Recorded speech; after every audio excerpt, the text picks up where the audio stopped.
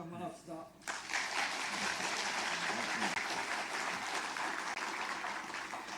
잠시 기도하겠습니다. 하나님 아버지 감사합니다. 임마누엘 축복성의 첫째 날 이 저녁을 저희에게 허락하여 주심을 감사합니다. 오늘 이 밤에 특별한 은혜 주시고자 이 성회로 저희들 이 저녁에 인도하여 주신 줄 믿습니다. 이 시간 성령으로 역사하여 주옵소서. 부족한 종 말씀을 전합니다. 이 시간 붙들어 주셔서 서로 은혜되는 말씀 전하고 듣게 하옵소서. 예수님의 이름으로 기도드립니다. 아멘. 할렐루야. 저희 교회도 뜨거운데 우리 감북동 교회도 더 뜨거운 것 같습니다. 네, 만나서 반갑습니다. 저는 경기도 이천에서 목회하고 있는 서동인 목사입니다. 사실 제가 외부 설교는 잘 안 다니거든요. 왜냐하면 저보다 더 좋은 목사님들이 또 많이 계시기 때문이기도 하고 본교회에 좀 충실해야 한다, 이런 생각 때문에 외부의 설교 사역을 잘 안 다닙니다. 근데 목사님께서 두 번째 우리 교회에서 신년 성회 하는데 이렇게 말씀하시는데 제가 들어보니까 12월에 목사님 기도를 많이 하신 것 같아요. 제가 거절을 할 수 없더라고요. 그래서 아멘, 목사님 불러주셔서 감사합니다. 제가 열심히 기도하고 준비해서 말씀 전하겠습니다. 이렇게 말씀을 드렸는데요. 사실은 또 우리 목사님에게 좀 빚이 있어요. 무슨 빚이 있냐면 제가 경기도에 왔을 때 아무도 몰랐을 때 목사님께서 저를 보시고 다른 분에게 소개할 때 제 후배입니다 이렇게 인사를 시켜주시는 거예요. 사실은 목사님이 제 고등학교 선배님이시거든요. 아무도 안 놀라시네요. 그것도 한참 선배시거든요, 사실. 근데 경기도에 와서 참 낯설 때 제 후배입니다 이렇게 곁에서 소개해 주니까 제가 마음이 얼마나 든든했는지 모릅니다. 이 자리 빌어서 감사드리고요. 그리고 종종 뵐 때마다 목회적인 좋은 말씀 많이 해주셔서 그 말씀 또 귀담아 듣고 지금까지 목회, 저도 이제 10년째 담임 목회 사역 잘 감당하고 있습니다. 빚진 마음으로 기도하고 오늘 이곳에 왔는데 초청해 주신 우리 목사님 그리고 당회 성도님들께 감사드립니다. 길지 않는 시간이지만 그래도 은혜롭게 잘 말씀 전하고 갈 수 있도록 성도님들 말씀 들으면서도 계속 또 기도해 주시면 감사하겠습니다. 제가 어떤 말씀을 전할까 사실 기도하면서 오늘 주신 말씀이 사무엘하 23장의 말씀입니다. 사무엘하 23장의 말씀은 우리 다윗이 이제 임종을 앞두고 마지막 남긴 유언과도 같은 말씀인데요. 오늘 23장에서 다윗은 고백하기를 내가 돋는 해와 같은 인생을 살았다. 오늘 이렇게 마지막 고백하고 있습니다. 돋는 해와 같은 인생을 살았다. 여러분, 돋는 해와 같은 인생을 사는 것이 어떻게 사는 것을 말하겠습니까? 아침 해가 돋을 때 여러분 기분이 어떤가요? 상쾌하죠. 상쾌하고 또 아침빛이 이렇게 쫙 비치면 어둠이 가시면서 막 힘도 솟고 그렇지 않습니까? 이런 찬양도 있잖아요. 그래서 아침 해가 돋을 때 만물 신선하여라. 그렇습니다. 돋는 해와 같은 인생을 살았다고 하는 것은 빛나는 인생을 살았다는 거예요.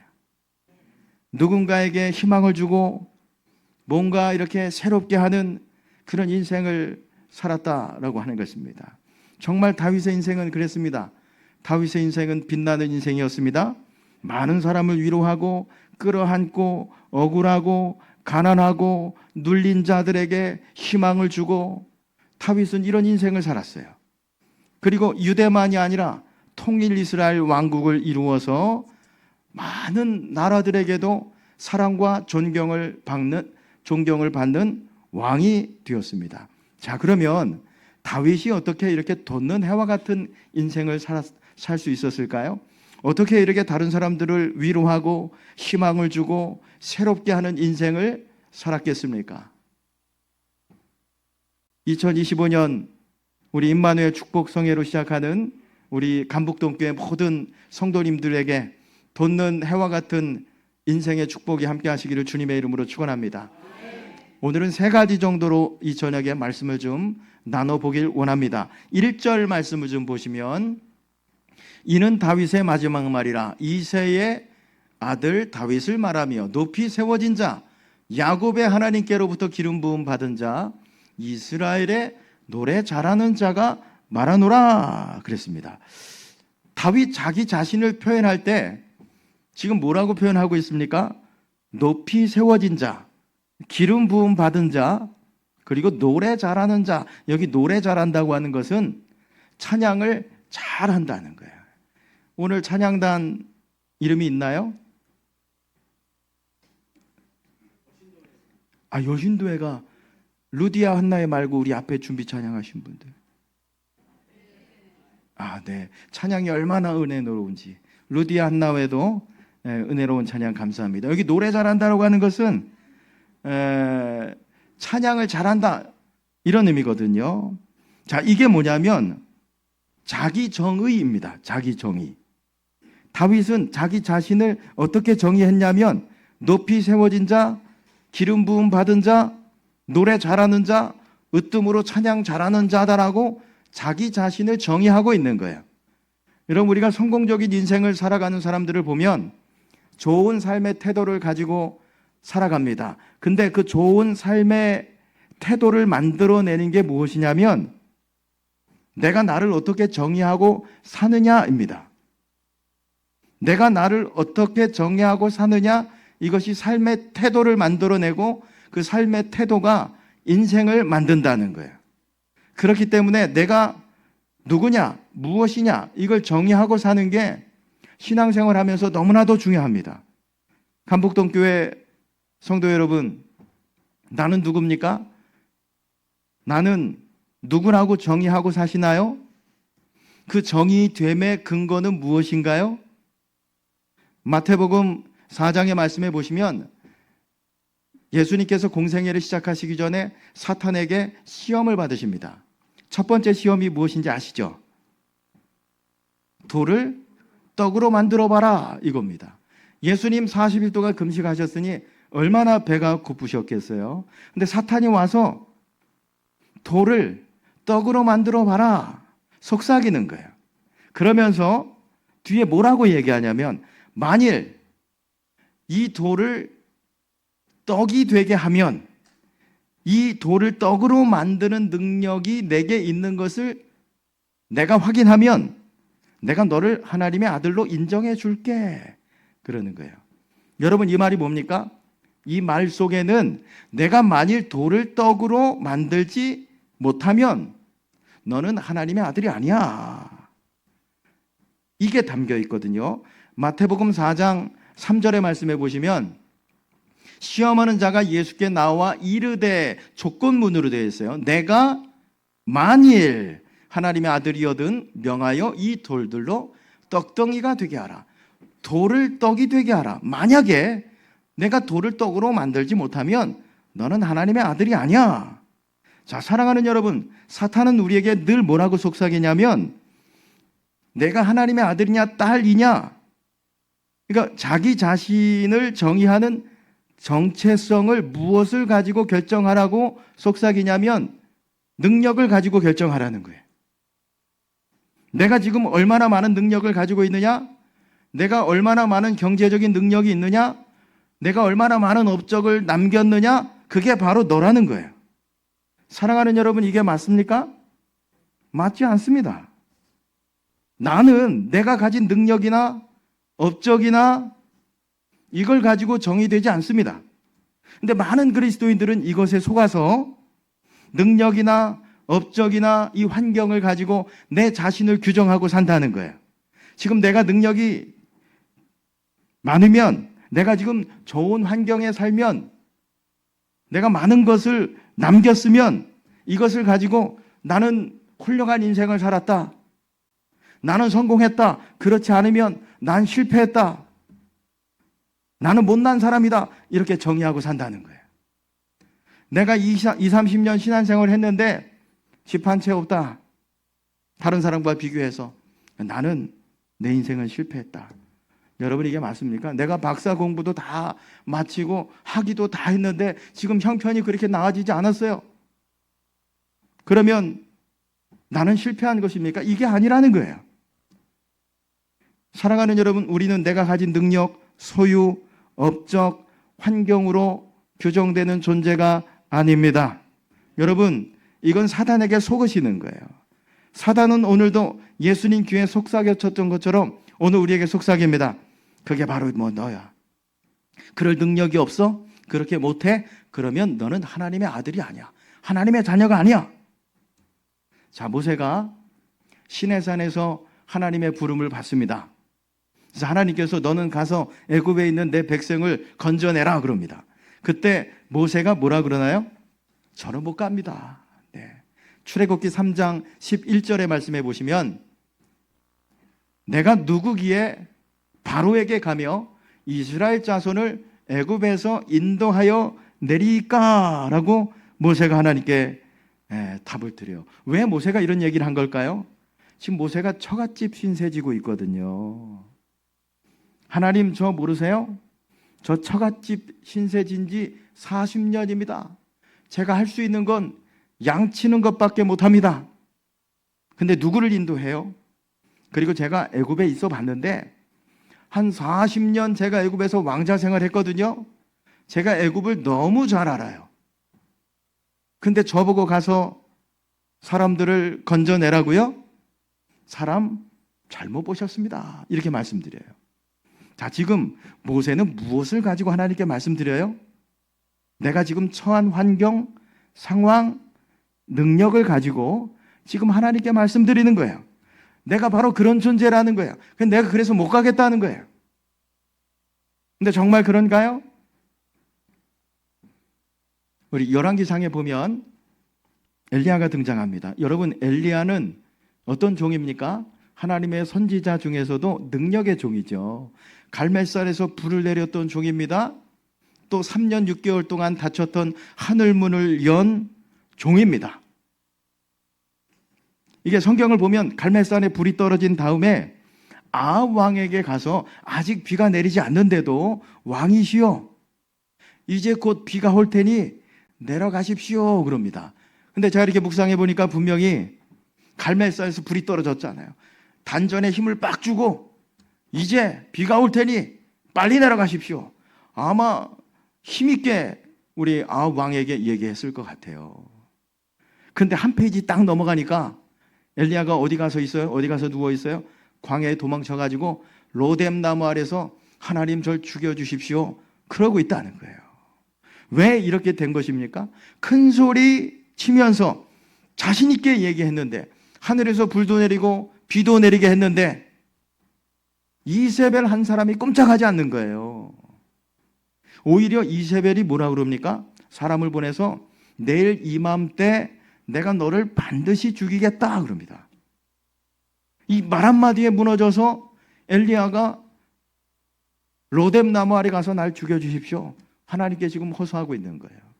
자, 보세요. 방금 전까지 능력이 나타나면 괜찮은 줄 알았는데 하늘에서 불이 떨어지고 하늘문이 열리고 비가 내리고 능력이 나타나면 괜찮을 줄 알았는데 그 능력 앞에서 이세벨이라는 이 한 여자가 무릎 꿇을 줄 알았는데 꼼짝하지 않는 거예요.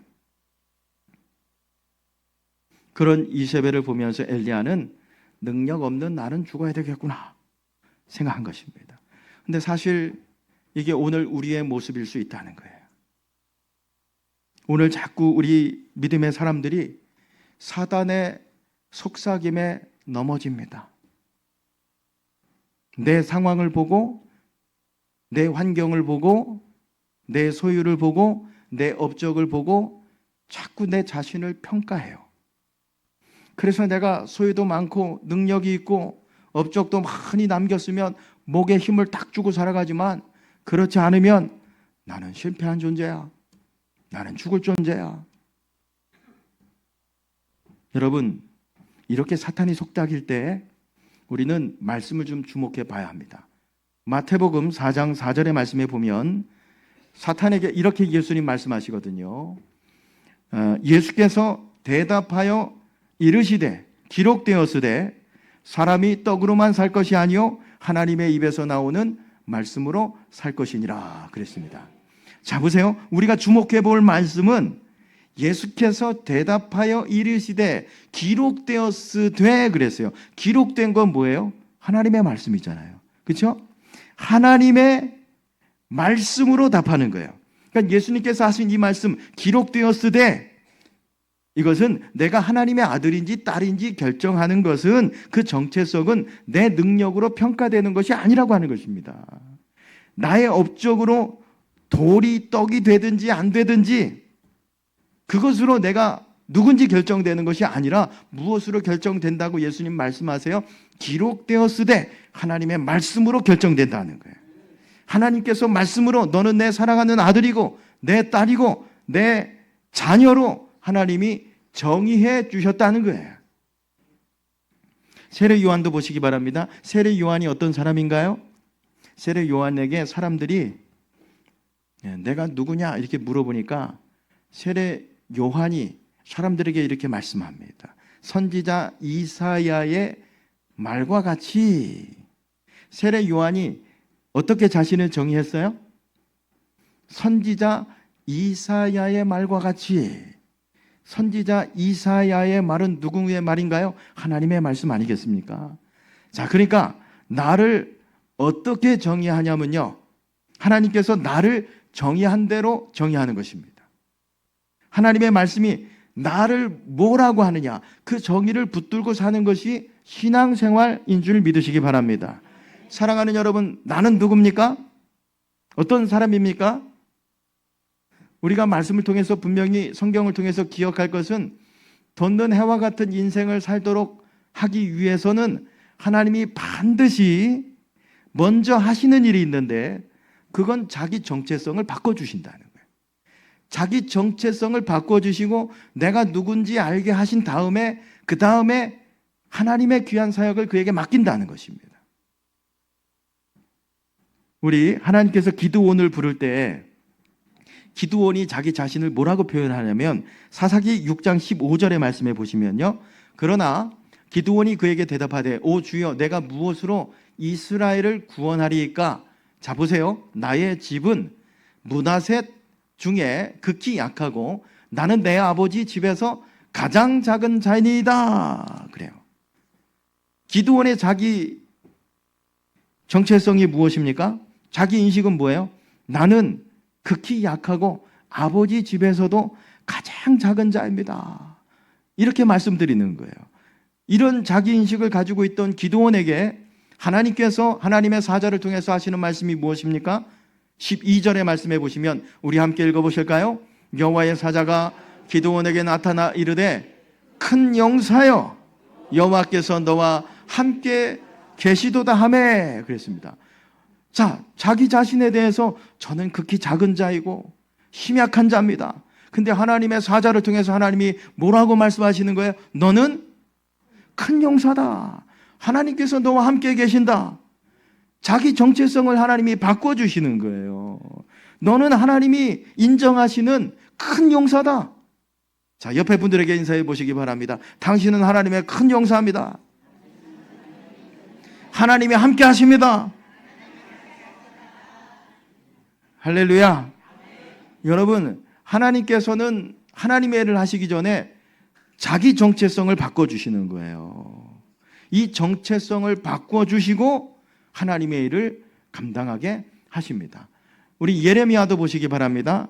예레미야 1장 6절의 말씀에 보시면 내가 이르되 슬프소서이다. 주 여호와여 보소서 나는 아이라. 나는 아이라 말할 줄을 알지 못하나이다 하니 그랬습니다. 예레미야의 자기 정체성은 아이입니다. 선지자는 말을 해야 되는데 제가 어려서 말을 할 줄 모릅니다. 저는 아이입니다. 근데 하나님이 5절의 말씀에 보냐면 이런 아이 정체성을 가진 예레미야에게 이렇게 말씀하십니다. 내가 너를 모태에 짓기 전에 너를 알았고 내가 배에서 나오기 전에 너를 성별하였고 너를 여러 나라 선지자로 세웠노라 하시기로 그랬습니다. 자, 보세요. 예레미야는 자기 자신에 대해서 정의할 때 저는 아이입니다. 말을 하지 못합니다. 그러니까 하나님이 말씀하시는 거예요. 아니야. 너는 태어나기도 전에 내 엄마 모태에 있기 전에 내가 온 열방을 향해서 세운 내 사람이야, 내 선지자야. 하나님이 이렇게 말씀해 주시는 거예요. 자기 정체성을 바꾸어 주시는 거예요. 다윗도 보시기 바랍니다. 다윗은 이새의 집의 막내 아니었어요? 8번째 아들이지 않았습니까? 사무엘 선지자가 왕을 세우려고 기름 부으러 그 아들들을 찾을 때 막내인 다윗은 부르지 않았어요. 그러니까 그 이새에게 있어서 다윗은 막내입니다. 막내. 근데 다윗은 아버지가 정의해 준 대로 막내로 살지 않았습니다. 막내로 살지 않았어요. 또 다윗은 사람들이 정의한 대로 살지 않았어요. 사울 왕이 정의한 대로 살지 않았고, 그리고 또 요압 장군이 정의한 대로 다윗은 살지 않았습니다. 다윗은 하나님이 말씀하신 대로 그 말씀을 붙들고 그걸 자기라고 인식하고 그 정체성을 가지고 살아갔습니다. 평생 이걸 붙들었어요. 3가지 말씀했죠.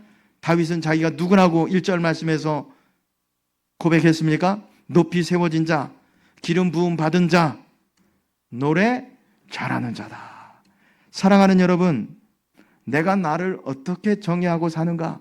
이게 굉장히 중요합니다. 여러분들은 여러분 스스로를 어떻게 정의하고 사십니까? 미국의 케넷이라고 하는 작은 도시에 벤 후퍼라고 하는 작은 소년이 있었습니다. 근데 이 벤 후퍼는 사생아예요. 부모님이 누군지 몰라요. 이게 또 열등감이 되었어요. 나는 어떻게 시작된 존재지? 내 아버지는 누구지? 동네 친구들도 안 놀아주는 거예요. 왜 안 놀아주나 하니까 그 동네가 작은 동네다 보니까 부모님들이 벤 후퍼하고 자기 자식이 노는 걸 보고 다 불러서 얘기한 거죠. 쟤는 엄마 아빠도 없는 애야. 쟤하고 놀면 불경해져. 그러니까 놀지 마. 벤 후퍼가 친구들도 없이 외롭게 살아가고 있을 때 그 동네 교회에 목사님이 오셨는데 목사님이 말씀이 너무 좋다는 거예요. 이 벤 후퍼도 가보고 싶었는데 어느 날 모자를 푹 눌러 쓰고 저 구석에 앉아서 말씀을 들었어요. 말씀이 너무 좋은 거예요. 그 다음 주에도 갔어요. 그 다음 주에도 갔어요. 근데 어느 날은 목사님 손을 한번 붙잡고 싶은 거야. 그래가지고 모자를 푹 눌러 쓰고 줄 서서 나가면서 사람들 사이에 서서 목사님의 손을 꽉 잡았는데 목사님이 손을 딱 안 놓고 목사님 하시는 거죠. 너 누구 집 아들이냐? 주변에 있던 사람들도 깜짝 놀랐고 벤 후퍼도 깜짝 놀랐어요. 침묵이 계속 흘렀죠. 목사님이 고개 숙인 벤 후퍼에게 손을 꼭 잡고는 큰 소리로 아, 너 누구 집 아들인지 알았다 그러는 거예요. 깜짝 놀랐죠. 주변의 사람들도. 벤 후퍼도 깜짝 놀랐어요. 목사님 뭐라고 얘기했을까요? 내 아버지는 하나님이야. 너 하나님의 아들이야. 깜짝 놀랐습니다. 황급히 나가는 그 벤 후퍼 뒤에 목사님이 한 말씀 더 했대요. 후퍼야, 넌 이제 하나님의 아들답게 살아야 돼. 이런 얘기를 남겼다는 거예요. 이 소년이 누구냐면 미국의 테네시주 주지사를 2번이나 한 벤 후퍼라는 인물의 이야기입니다. 아주 훌륭한 믿음의 크리스찬 가문을 이루었는데요. 자신의 그 자서전 글에 어떤 글을 남겼냐면 너는 하나님의 아들이야. 그러니까 이제부터 하나님의 아들답게 살아야 돼. 그때부터 주지사는 시작되었다. 이런 글을 남겼다고 합니다. 사랑하는 여러분, 내가 누굽니까? 내가 가진 게 없으면 하나님의 아들이 아닙니까? 내가 능력이 없으면 하나님의 딸이 아닙니까? 내가 조금 못 배우면 움츠려 살아도 됩니까? 예수님 보세요. 예수님은 내일 먹을 양식이 없으셔도 당당하셨어요. 그 이유는 다른 것이 아닙니다. 다른 사람들이 나를 어떻게 보는가 여기에 관심이 없었어요. 하나님께서 나에게 뭐라고 하느냐, 이것에 집중하면서 예수님 사셨어요. 성경은 오늘 우리들에게 뭐라고 얘기합니까? 베드로 전서에 말씀해 보시면 너희는 택하신 족속이요 왕 같은 제사장이요 거룩한 나라요 그의 소유된 백성이다. 오늘 우리의 정체성에 대해서 분명히 말씀해 주세요. 하나님께서 저와 여러분에게 뭐라고 말씀하시냐면 너희는 내 소유다. 내 사랑하는 아들이다. 내 딸이다. 내 자녀다. 거룩한 나라다. 오늘 이렇게 말씀하고 계신 것입니다. 여러분, 그렇기 때문에 내가 좀 형편이 어렵다고, 지금 좀 살기 어렵다고 문제와 상황 앞에서 낙심하지 마시고, 내일이 없다고 말씀하지 마시고, 초라한 아유의 모습으로 살아가지 마시고 어깨 피라는 거예요. 고개 숙이지 마시라는 거예요. 사랑하는 여러분, 저와 여러분은 하나님의 아들입니다. 딸입니다. 분명한 자기 정체성 인식을 가지고 살아가는 사람이 돋는 해와 같은 인생을 살 수 있습니다. 두 번째로는 오늘 2절의 말씀해 보시면 여호와의 영이 나를 통하여 말씀하시며 그의 말씀이 내 혀에 있도다 그랬습니다. 자, 보세요. 내 혀 끝에 뭐가 있다고 그럽니까? 말씀이 있다 그래요. 말씀이 있다고 그럽니다. 어떤 분들과 대화해 보면 분명히 저건 성경 말씀이 아닌데 하나님의 말씀처럼 들려요. 그분의 입에, 혀에 하나님의 정신과 하나님의 철학이 담겨 있는 분들이 계십니다. 다윗이 정말 그랬어요. 시편 22편 15절 16절의 말씀해 보시면 내 힘이 말라 질그릇 조각 같고 내 혀가 천장에 붙었나이다. 주께서 또 나를 죽음의 진토 속에 두셨나이다. 개들이 나를 에워쌌으며 악한 무리가 나를 둘러 내 수족을 찔렀나이다. 그럽니다. 사실 이 22편의 말씀은 다윗이 자신의 상황을 가지고 하나님께 아뢰는 기도문인데, 근데 이 시편은 예수님을 예표하는 시편의 말씀이 됩니다. 오늘 15절의 말씀에 보시면 내 혀가 천장에 붙었나이다 그랬는데 내가 지금 목마릅니다. 예수님 십자가상에서 내 수족을 찔렀나이다. 지금 창에 찔릴 것을 예언하고 있는 거예요. 다윗이 쓴 시편인데 하나님의 말씀을 예언하고 있어요. 예수님의 죽으심을 지금 예표하고 있습니다. 20만이 아닙니다. 시편이 150편인데 절반 이상 되는 이 시편 말씀을 보면 다윗의 입을 통해서 계속 하나님의 말씀이 나오는 것을 볼 수 있어요. 시편 30편은 예수님의 부활에 관한 예표의 말씀이고 시편 110편의 말씀은 그 부활하시고 승리하신 예수님에 관한 말씀입니다. 그러니까 다윗의 입을 통해서 계속 하나님의 말씀이 나오고 있어요. 혀 끝에 하나님의 말씀이 있는 거죠. 사랑하는 여러분, 누가 돋는 해와 같은 인생을 살 수 있습니까? 그 혀 끝에 하나님의 말씀은 아니어도 하나님의 정신, 철학이 있는 그 사람을 하나님이 들어 쓰십니다. 룻기 아시죠? 룻기 3장에 보면 보아스가 룻에게 마음이 있는 걸 시어머니 나오미가 알아요. 그래서 룻에게 좋은 옷을 입히고 기름을 바르고, 이 기름은 그 당시에는 향수거든요. 향수를 이렇게 발라주고 이야기하기를 보아스가 좀 취하면 가서 보아스가 누울 자리에 가서 미리 누워 있으라는 거예요. 그러니까 이 시어머니가 나오미가 잘 됐으면 좋겠던 거거든요. 보아스가 추수를 마쳤습니다. 얼마나 추수하는 것이 기쁩니까? 흠뻑 취했어요. 자신의 처소로 들어갔는데 거기 누가 있는 거예요? 자기가 좋아하는 보아스, 우리 룻이 누워있는 거 아니겠습니까? 그때 보아스의 입에서 어떤 말이 나오냐면 당황할까 봐 당황하지 않게, 그리고 이렇게 이야기합니다. 여호와께서 내게 복을 주시기를 원하노라. 그러면서 너와 나 사이에 나보다 더 먼저 기업을 물을 자가 있으니 그럽니다. 자, 이 기업을 물은다고 하는 것은 고멜 제도를 의미하는데요. 하나님께서 가나안 땅에 갈 때 지파마다 땅을 주셨습니다.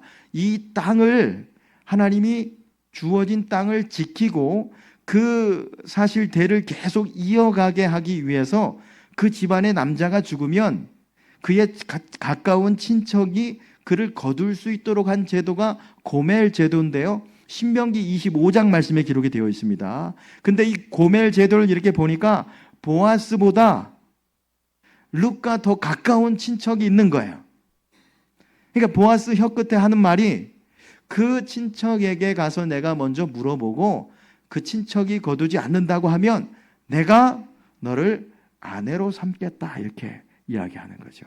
자, 사랑하는 여러분, 이 보아스의 말에 뭐에 근거한 것입니까? 성경 말씀을 외워서 한 것이 아니죠. 보아스 혀 끝에, 그 혀 끝에 하나님의 정신과 하나님의 철학이 깃들어 있는 것입니다. 모퉁이돌 성교 이상 목사님께서 하신 간증인데 이분이 낚시를 좋아하신답니다. 한 번은 낚시를 하러 갔는데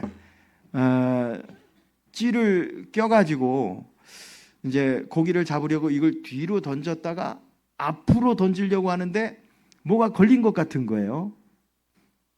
근데 그럼 뒤에 걸렸으면 어떻게 해야 돼요? 뒤를 좀 이렇게 돌아봐야 할 텐데 그냥 그걸 던져버렸어요. 근데 뒤에서 으악 하고 소리가 나는 거예요. 뒤돌아보니까 어떤 어르신 한 분이, 노 어르신이 코를 움켜잡고 있는 거예요.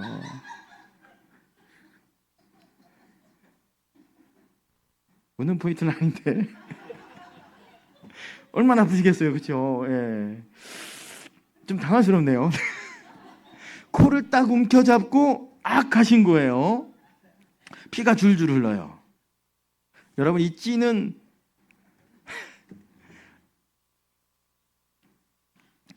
찌는 어디에 찌르려고 이게 찌가 있는 거죠? 물고기?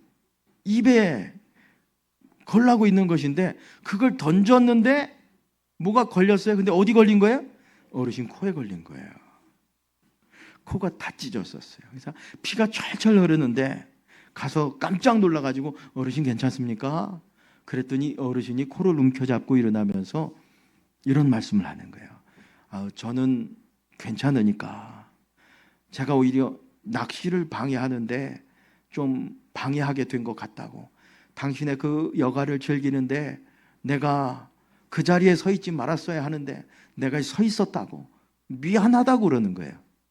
오히려 이 어르신이 보세요. 사실 미안하다고 하고 용서를 구할 사람은 누구예요?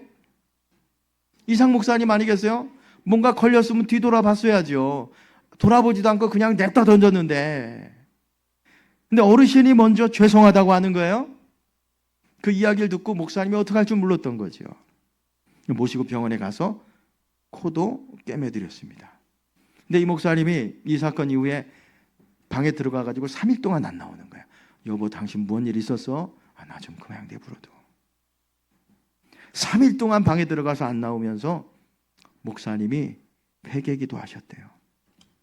나는 그렇게 살지 못했는데, 나는 목사인데도 내가 그렇게 살지 못했는데. 분명 그 어르신이 아니 말이야, 당신 사람이 있는지 없는지 보고서 찌를 던져야지, 또 뭔가 걸렸으면 뒤돌아봐야지, 당신 때문에 좀 이렇게 된 거 아니야? 따질 수 있었어요. 근데 오히려 그 어르신이 오히려 제가 그 자리에 있어야 하지 말아야 했는데, 내가 거기 있어서 그랬다고, 내가 당신 여가를 즐기는데 내가 방해했다고 용서해달라고 한 거예요. 이 말 한마디에 목사님이 무너졌어요. 알고 보니까 저 옆 동네 집사님이신 거예요. 3일 동안 목사님이 방 안에서 회개하고 나와가지고 아내를 보자마자 한 말이 있대요. 여보, 그동안 미안했어. 여러분, 돋는 해와 같은 인생을 사는 사람은 어떤 사람이겠어요? 그 사람 혀 끝에 하나님의 정신과 하나님의 철학이 묻어나온 사람입니다. 그 사람이 사람을 새롭게 하는 거예요. 아니요, 제가 방해했습니다. 제가 그곳에 서 있지 말았어야 하는데, 여러분, 이 성령의 감동에 힘입어서 나온 이 말 한마디가 이상 목사님을 새롭게 하는 하나님의 말씀이 된 줄 믿으시기 바랍니다. 나는 평생 그렇게 살지 못했는데 내가 잘못 살았구나. 여러분, 이 새로움의 역사가 어디서 일어났나요? 집회 때 일어났나요? 아닙니다. 삶의 현장에서, 낚시터 그 현장에서 일어난 거예요. 말 한마디로 성령에 감동된 그 하나님의 정신과 하나님의 철학이 담긴 그 말 한마디. 여러분, 하나님의 정신과 철학이 담긴 그 말 한마디, 성경 구절은 아니에요. 근데 그 말 한마디가 새롭게 하는 거예요. 바꾸는 거예요. 세 번째, 돈 은혜와 같은 인생을 어떤 사람이 살아갈 수 있습니까? 3절의 말씀에 보면 이스라엘의 반석이 내게 이르기를 사람을 공의로 다스리는 자, 하나님을 경외함으로 다스리는 자요. 그럽니다. 자기 자신에 대해서 다윗이 뭐라고 오늘 표현하냐면 하나님을 경외한다 그럽니다. 경외한다, 이게 야레인데요, 하나님을 두려워한다, 이런 의미입니다. 이 원어가 강조하는 것이 있는데 그것은 현장성입니다. 현장성. 왜냐하면 이 두려움이 현장성 때문에 오기 때문에 그렇습니다. 이 말씀을 신약에서 두 군데 살펴보면 사도행전 2장 43절의 말씀에 보면 사람마다 두려워하는데 사도들로 말미암아 기사와 표적이 많이 나타나니 그랬습니다. 사람들이 두려워했다는 거예요. 무엇 때문에 두려워했습니까? 기사와 표적이 많이 나타나니까 두려웠다는 거예요. 이 기사와 표적을 보니까 이건 하나님 없이는 이게 이런 표적과 기사가 나타날 수 없구나. 두려웠다는 거예요. 두려웠다는 거예요. 이 두려움을 성경은 무엇이라고 표현하면 경외라고 합니다. 신약에서는 포베오라고 번역을 했는데 이건 경건이라는 말로 신약에서는 번역이 되어 있습니다. 구약에서는 하나님을 두려워하는 것을 경외, 신약에서는 경건이라고 단어를 번역을 했습니다. 사도행전 19장 17절 말씀에도 보면 에베소에 사는 유대인과 헬라인들이 다 이를 알고 두려워하여 주 예수의 이름을 높이고 그랬습니다. 자, 바울이 에베소에서 교회를 개척했어요. 목회를 하는데 손수건을 가지고 사람 손에 얹으니까 병이 낫는 거예요. 병이 낫는 거예요.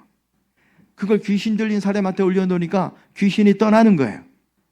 그때 그 표적과 기사를 보고 두려워했다는 거예요. 두려워했다는 거예요. 왜요?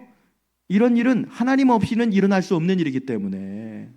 그래서 두려워했다는 거예요. 자, 하나님이 여기 계시다는 현장성을 우리가 느낄 때 사람들 마음 안에 나타나는 현상이 뭐냐면 두려움이라는 거예요. 두려움. 그리고 이것은 성경은 경외하이다. 하나님을 경외한다. 하나님을 또 경외한다. 경건이라고 표현을 했다라고 하는 것입니다. 여러분, 다윗이 돋는 해와 같은 인생을 살 수 있었던 것은 바로 이 하나님을 경외했다. 이 현장성을 가지고 살았기 때문에 그렇습니다. 자, 요셉도 보세요. 보디발 장군의 집에서 가정총무로 일할 때 보디발 장군의 아내가 요셉이 얼마나 잘생겼는지 마음에 두었습니다. 성경을 보면 그날 집에 아무도 없었다고 그랬어요. 아무도 없었다. 그리고 요셉을 부른 거예요. 자, 보세요. 시위대장 보디발 장군의 집이면 집이 얼마나 컸을까요? 종들이 또 얼마나 많았을까요? 근데 그날 아무도 없대요. 이건 작정한 거죠. 그날 하인들 다 불러가지고 너는 친정 갔다 오고, 너는 밭으로 가고, 너는 들로 가고, 너는 우체국 가고, 작정하고 다 보낸 거예요. 그날 아무도 없었대요. 요셉에게 이야기한 거죠. 야, 아무도 없어. 근데 요셉이 뭐라고 이야기하냐면 창세기 39장 9절 말씀해 보시면 내가 어찌 이 큰 악을 행하여 하나님께 죄를 지으리까. 이 말이 뭐예요? 지금 방 안에 아무도 없다고 얘기했지만 지금 누가 보고 있다는 거예요? 하나님 보고 있다는 거예요. 그 하나님 보고 있는데 내가 어떻게 범죄할 수 있겠습니까? 이 현장성, 경외함을 가지고 요셉은 요셉 될 수 있었던 것입니다. 이동원 목사님께서 북한에 들어갔다 올 기회가 계셨대요. 비공식 루트로 화해와 평화를 위해서 북한에 들어갔는데 그때는 이 북한에 들어가는 게 쉽지 않았답니다. 근데 그 들어가면서 사람들이 이런 얘기를 하더래요. 호텔에 가면 말 하나 행동 하나 조심하라고. 왜냐하면 다 도청하고 있고 카메라로 보고 있다는 거예요. 만약에 잘못 얘기하거나 행동하면 못 나올 수 있다고. 처음에는 농담처럼 들렸답니다. 근데 방에 딱 들어가 보니까 누가 다 듣고 있는 것 같더라는 거예요. 다 보고 있는 것 같더라는 거예요. 이게 등골이 오싹해지기 시작하면서 그때부터는 말 하나 행동 하나 모두 신경이 쓰였답니다. 근데 자신만 그런 줄 알았더니 다른 목사님들도 그랬다는 거예요. 그래서 어떤 목사님은 첫날부터 들어가가지고, 여러분 저녁에 주무실 때 어떻게 주무세요? 씻고 옷도 벗고 주무시잖아요.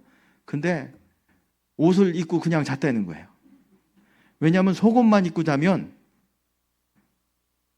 아니 목사가 말이야 속옷만 입고 잔다는 이런 얘기 들을까 봐 그냥 옷 입은 채로 그냥 거기 있다가 자고 나왔다는 거예요.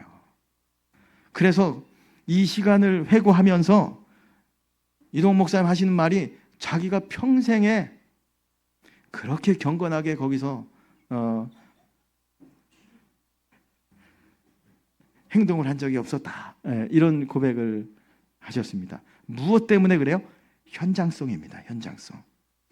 여러분, 누가 나를 보고 있고 내 얘기를 듣고 있다고 생각하면 우리는 작은 말도 행동도 달라질 것입니다. 여러분, 어떤 사람이 돋는 해와 같은 인생을 살 수 있어요? 현장성을 가지고 살아가는 사람들이에요. 아내가 찌르는 말을 딱 해와요. 근데 나도 좀 확 하고 싶은데 그 말을 못 하는 거예요.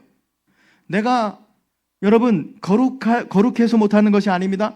내가 그런 얘기를 들어도 괜찮기 때문에 못하는 게 아니에요. 얼마든지 할 수 있습니다. 나도 화를 낼 수 있어요. 근데 그 말을 못하는 건 하나님 앞에서 그 현장성 때문에 내가 얘기 못하는 거예요. 오늘 그분을 의식하고 오늘 말하는 사람이 있어요. 오늘 그분을 의식하고 움직이는 사람이 있습니다. 그분이 나를 보고 계세요? 나의 마음을 헤아리고 계세요? 그분의 임재 안에 있기 때문에 그분 안에서 아무것도 할 수 없습니다. 그분의 임재 안에서, 말씀 안에서 자유하고 그분의 임재 안에서 선택하고 결정하고 말하고 행동하고, 여러분, 이 사람이 바로 믿음의 사람인 줄 믿으시기 바랍니다. 그리고 그 사람의 삶의 모습을 경건하다, 여호와를 경외하는구나, 그렇게 사람들이 이야기하는 거예요. 물론 다윗도 실패한 적이 있죠. 우리아의 아내를 데려올 때 다윗은 하나님 앞에 서지 못했어요. 현장성을 잃어버렸어요. 그 뒤에 다윗이 얼마나 회개합니까? 시편 32편과 시편 51편은 그 회개 기도입니다. 하나님 앞에 현장성을 잃어버리고 범죄한 것에 대해서 눈물을 흘리면서 기도하고 또 기도했어요. 여러분 보세요.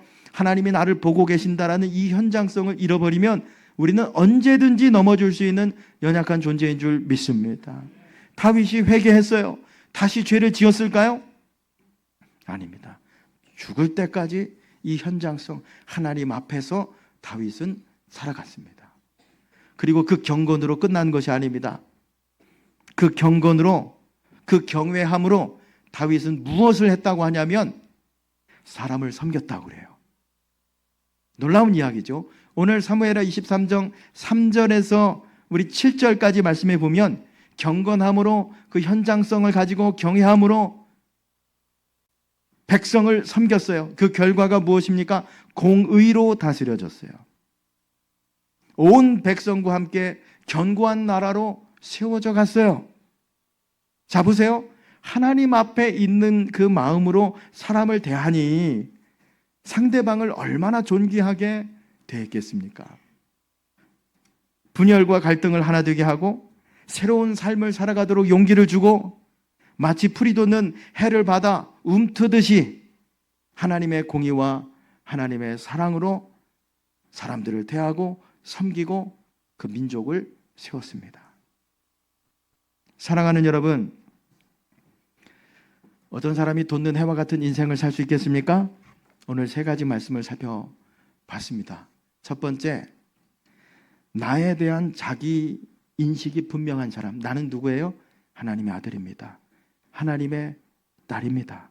그리고 성령의 감동으로 그 혀끝에 하나님의 말씀이 있는 사람, 하나님의 정신과 하나님의 철학이 있는 사람, 그리고 늘 하나님 앞에 있는 것처럼 이 현장감을 가지고 살아가는 사람, 그 사람을 들어서 돋는 해와 같은 인생을 살도록 하나님이 축복하십니다. 많은 사람에게 용기를 주고 또 새로움을 가져다 주고 희망을 주고, 사랑하는 여러분, 다윗과 같은 이 믿음과 신앙으로 이 한 해 교회를 바꿔가고 가정을 섬기고 또 이웃과 세상을 섬기는 우리 감북동교회 성도님들 되시기를 주님의 이름으로 축원합니다. 기도하겠습니다. 하나님, 우리가 돋는 해와 같은 인생을 살면서 하나님과 세상 앞에 빛나는 새롭게 하는 신선한 삶을 살길 원합니다. 늘 하나님의 말씀 앞에서 우리 자기 자신을 규정하고 성령에 감동된 입술을 가지고 하나님 앞에서 현장성을 가지고 살아가는 모든 감북동교회 되게 하여 주셔서 우리 하나님께 기쁨이 되고 또 이 지역과 민족과 열방을 바꾸어가는 새롭게 하는 우리 감북동교회 성도님들 되게 하여 주옵소서. 예수님의 이름으로 기도드립니다. 아멘.